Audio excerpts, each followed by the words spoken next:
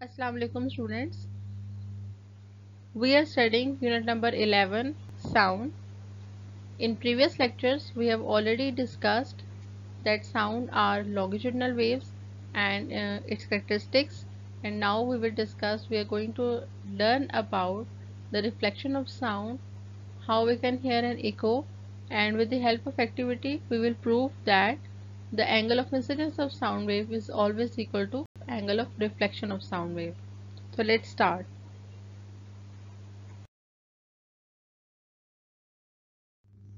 Reflection of sound. Here you can see a picture.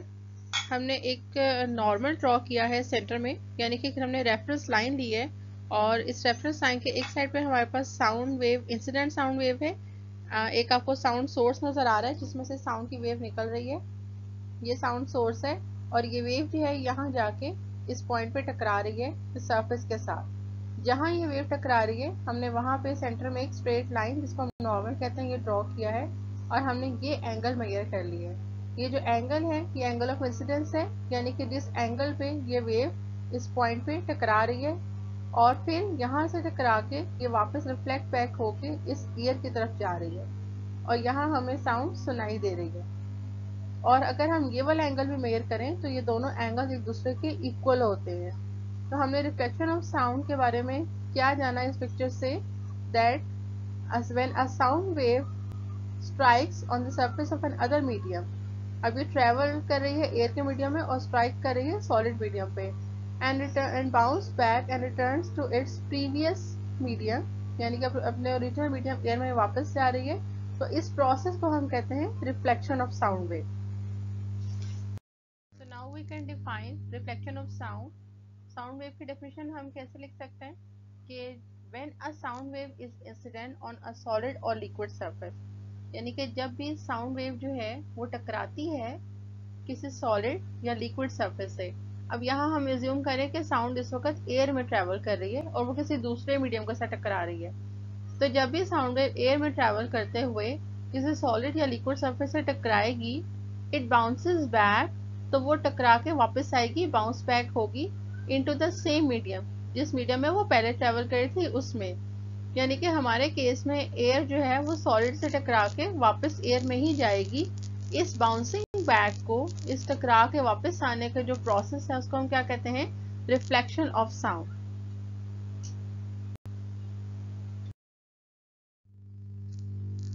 इसके बाद हम डिफाइन करते हैं इको ऑफ साउंड को। आपकी बुक में रिफ्लेक्शन ऑफ साउंड और इको ऑफ साउंड को एक ही चीज जो है वो उसको डिस्क्राइब किया हुआ है कि रिफ्लेक्शन ऑफ साउंड को ही हम इको ऑफ साउंड कहते हैं, लेकिन असल में इन दोनों में थोड़ा सा डिफरेंस है कि रिफ्लेक्शन ऑफ साउंड तो वो है जिसके जरिए हम कोई भी साउंड सुनते हैं, हम अपनी आम लाइफ में जो साउंड सुनते हैं वो रिफ्लेक्शन ऑफ साउंड वेव की वजह से सुनते हैं। लेकिन इको ऑफ साउंड का मतलब है रेपिटेशन ऑफ साउंड, यानी कि वो साउंड जो हमें 2 बार सुनाई देती है, 2 से ज्यादा बार सुनाई देती है, उसको हम इको ऑफ साउंड कहते हैं।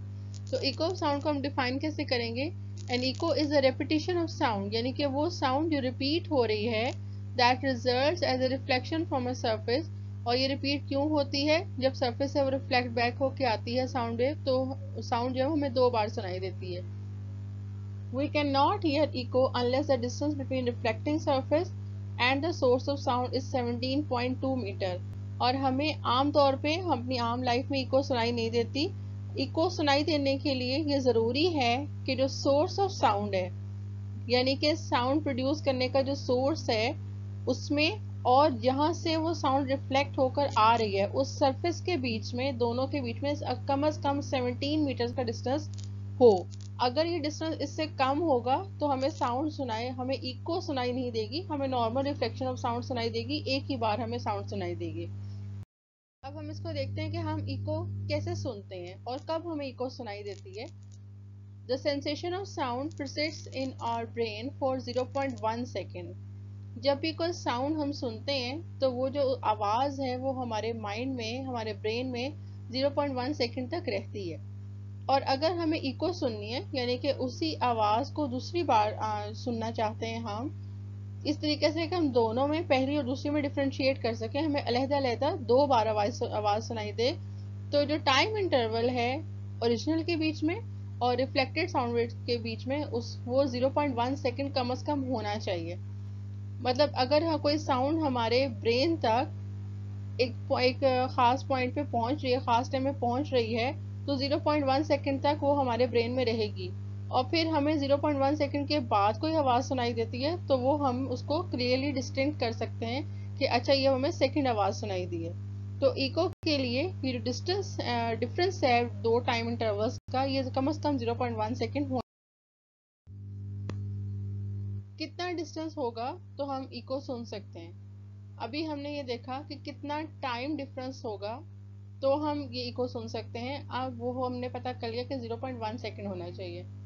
अब हम ये देखेंगे कि कितने दूर होगी सरफेस तो हमें इको सुनाई देगी।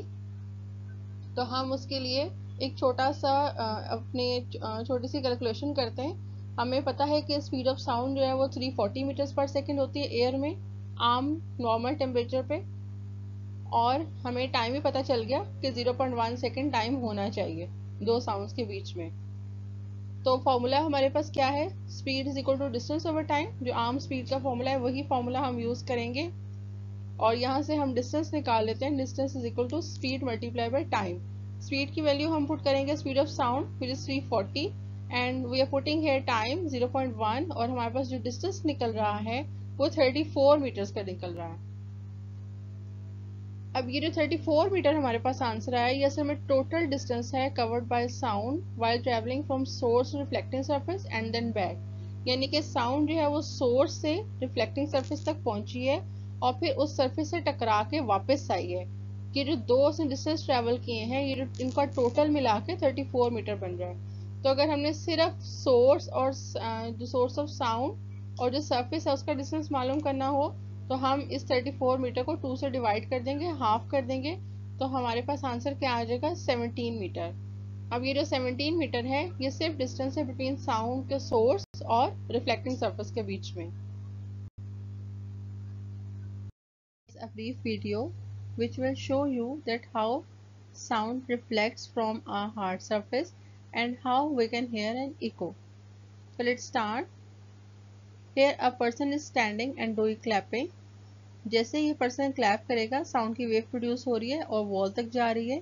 और हमें पता है कि क्योंकि हमारे ब्रेन में जो साउंड है वो 0.1 सेकेंड तक रहती है, तो अगर हम अपनी कैलकुलेशंस करेंगे स्पीड वाले फॉर्मूले से तो जो हमारे पास डिस्टेंस आएगा वो 34 मीटर आएगा।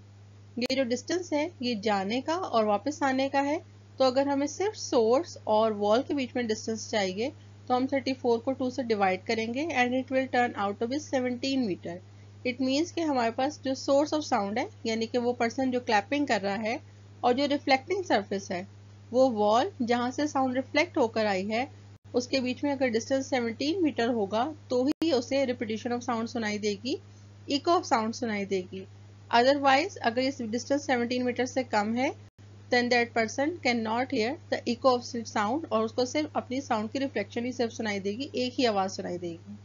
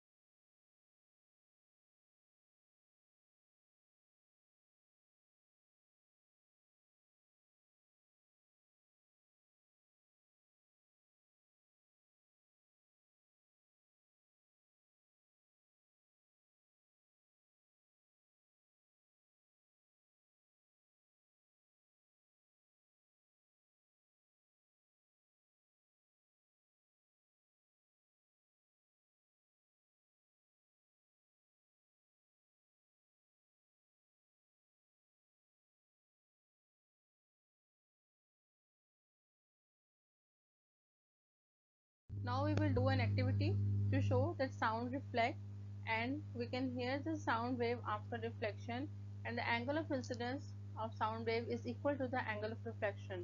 तो एक्टिविटी का सेटअप पहले देख लेते हैं क्या सेटअप है हमारे पास।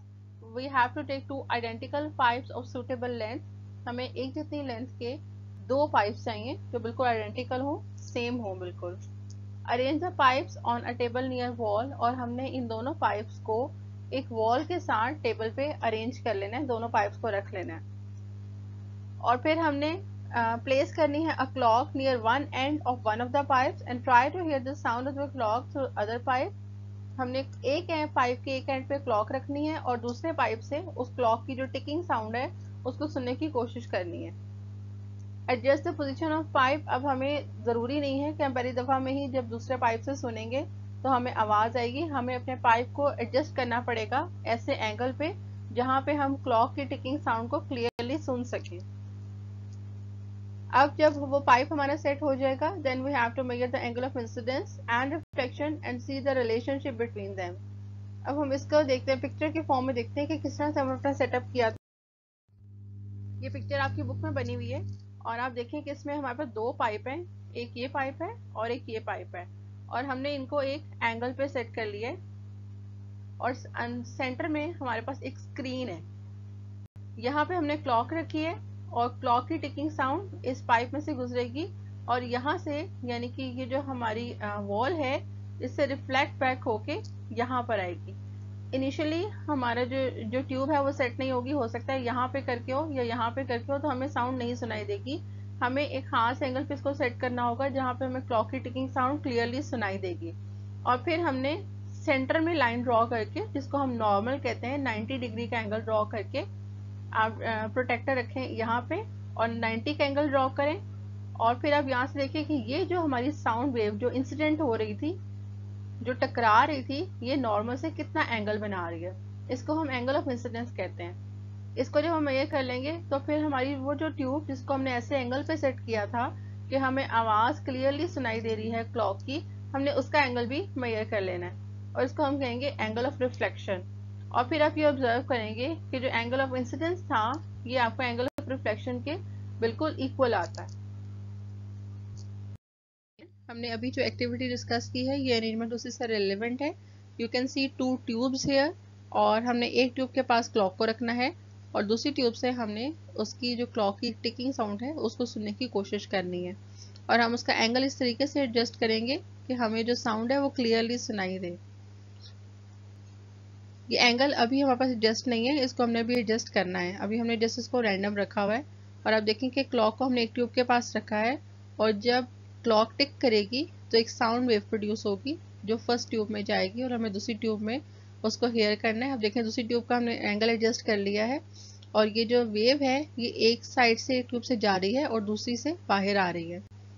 हमने अपने ईयर को यहाँ पे कहीं रखना है, यहाँ पे, और अब हमारा एंगल क्योंकि एडजस्ट हो चुका है, यहाँ पे हमें क्लियर साउंड सुनाई दे रही है।